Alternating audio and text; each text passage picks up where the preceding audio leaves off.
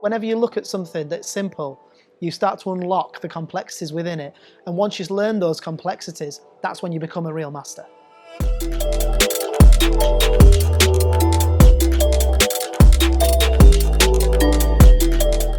Rice in Japanese culture is quite deep and sentimental. We respect rice. And when I was little, my grandma used to say, you can't waste any single grains because you see the rice gods living there. The difference between a cheap sushi and the best sushi, there's lots of factors, but it's skill and it's produce.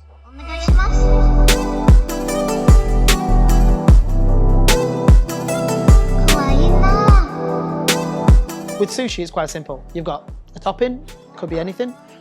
Within classic sushi, it's usually a fish, but it can be a shellfish, it can be egg, it can be a few different things. And you've got the rice. So you've got to really put some effort into how you're going to treat these two things. With the topping, it's usually down to selection and freshness.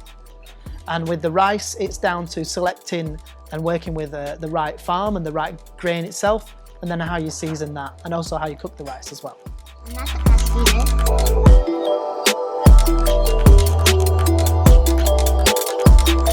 Each top sushi chef has its own signature blend of seasoning for the rice. So they'll work with their favourite farmer, they'll cook the rice in a specific way that gives the best results, and then they'll season it with their blend. The reason that people spend so much time in Japan trying to perfect whatever it is, whether it's sushi, whether it's any kind of craft, is just the idea that there is so much to learn even within one simple area. When we first started, I thought, how can we just do Japanese food? But actually, once you start going down the rabbit hole of something, you can find out that there is so much to learn. And talking about people who make sushi, for example, just cooking the rice or dealing with the rice, it's years. But whenever you look at something that's simple, you start to unlock the complexities within it. And once you learn those complexities, that's when you become a real master. To become a master sushi chef, you need to be trained at least 10 years. During the first 3 years, you are washing the rice every day. And then one day your master said, yeah, you can hold your knife and then maybe peeling a daikon. Then making an egg omelette. Several years passed. Finally, you are cutting fish. Obviously, you've been learning from the master. You watch every day what they do, everything. Then finally, you are allowed to serve your sushi in front of the customer. I add sushi vinegar, sushi seasoning vinegar into my sushi rice. Sushi seasoning vinegar usually made by rice vinegar, sugar and salt, and which is preservative liquid. Soy sauce and sushi, of course, very important. And a different type of soy sauce changes sushi taste. And the soy sauce as is really strong. So just need touch of dipping.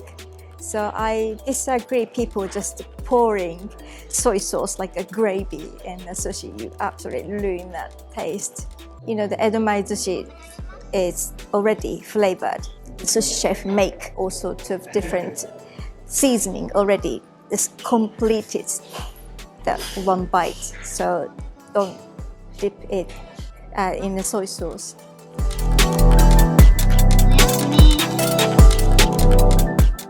Balance to me, I would say I use the Japanese 5 different incorporated. For example, balance taste, 5 different taste, sweet, sour, salty, bitter, umami, and the color, 5 different colors, especially for the food, which is food for your eyes, black, white, yellow, red, green. So I always make sure the 5 incorporated in food or drink or maybe time or fashion, I try.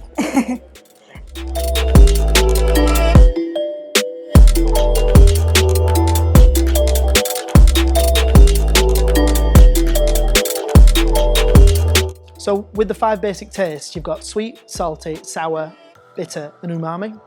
And umami is the funny one because in the West, it's something that we don't naturally have an awareness of. We've heard about it, but it's that savoury flavour, it's that moorishness, and it's quite something you really want to try and build in as much as you can.